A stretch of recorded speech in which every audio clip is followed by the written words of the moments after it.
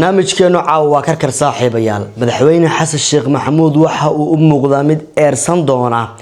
cagafta shacabka Soomaaliyeed ee xilligan roobka da'ayo oo markaas guryahooda ku weerarayo oo dhulkooda ay kaga qaadanayo madaxweyne xasan maxamuud waxa uu eersan doona oo taariikhda u gali doonta inuu noqdo madaxweynaha kaliya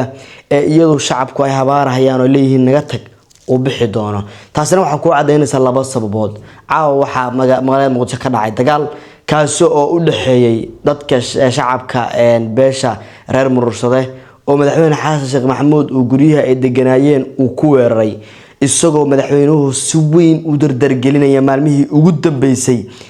waxa loo yaqaan boobka dhulka waxaana taas ay ku cadeynaysaa laba arrimood oo ah in madaxweynuhu uu si xoogan isugu dhinacwado barnaamijkan heshiiska lagu ahayn ee doorashooyinka qof iyo codka ay uu sheegay in guud ahaan dalka wada qabanayo iyo sidoo kale waxa uu sidoo kale madaxweynuhu uu weerar xoogan markaas ku hayaa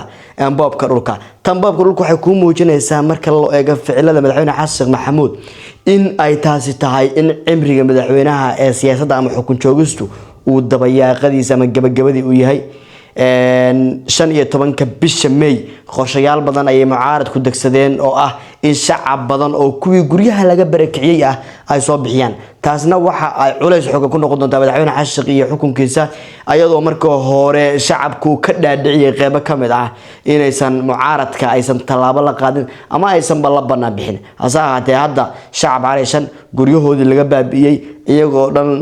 cagaf la saaray ayaa markaasi ay u badan tahay inay banaan baxayada mucaaradka laf dhabar u noqon doonaan waana pointu madaxweyne xasan sheekh maxamuud uu lumiyay dhanka kale madaxweynuhu waxa markaasi ka waantoobi laayahay boobka dhulka danta guudiso kale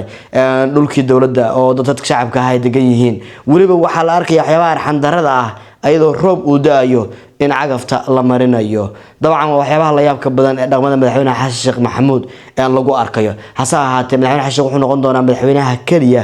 ee eersaday shacab uu isagu dhibaateeyay ama xukunka ay ka ridan doonaanba hadii dhan kale loo eego dhanka kale mucaaradku iyagu waxa ay wadaan qorshayaal aad u xoogan dhankii doorashooyinka ay lahaayeen waa keenaynaa in biriba lagu dhawaaqo khamiisa ayaa aad xoguhu u sheegay doonaan oo markaasi waxa la wadaagay madaxweynayaasha Jubbaland iyo sidoo kale markaasi Puntland si ay iyaguna markaasi waxyaabaha ay qoreen ay iyaguna uga soo falceliyaan oo ay la fiiriyaan bal doorashada inay tahay mid iyaga laftigooda maamul goboleedyada ka gadmaysa iyo inay tahay mid markaasi ay qaadan karaan hadii xitaa qayb ka mid ah oo xukunka raba sida maamulka Puntland oo kale madaxweyne Dani oo kale wuxuu rabaa xukunka fila Soomaaliya marka in isaga uu wax badan ugu jiraan iyo in kale ay ka soo aragtid dhiman doonaan saaxiibayaal arrimahaas aad ay u kacsan yihiin madaxweyne xasan sheekhna cagaftiisu waa mid markaasi hariya habeen u taagan in shacabka iyagoo xitaa roob daayo ay qaado wixii barnaamijyo ah ee saaxiibayaal soo kordha YouTube page-keenan ayaan idin kula wadaagi doonaa nagu soo biirtaa saaxiib horey noo ahayn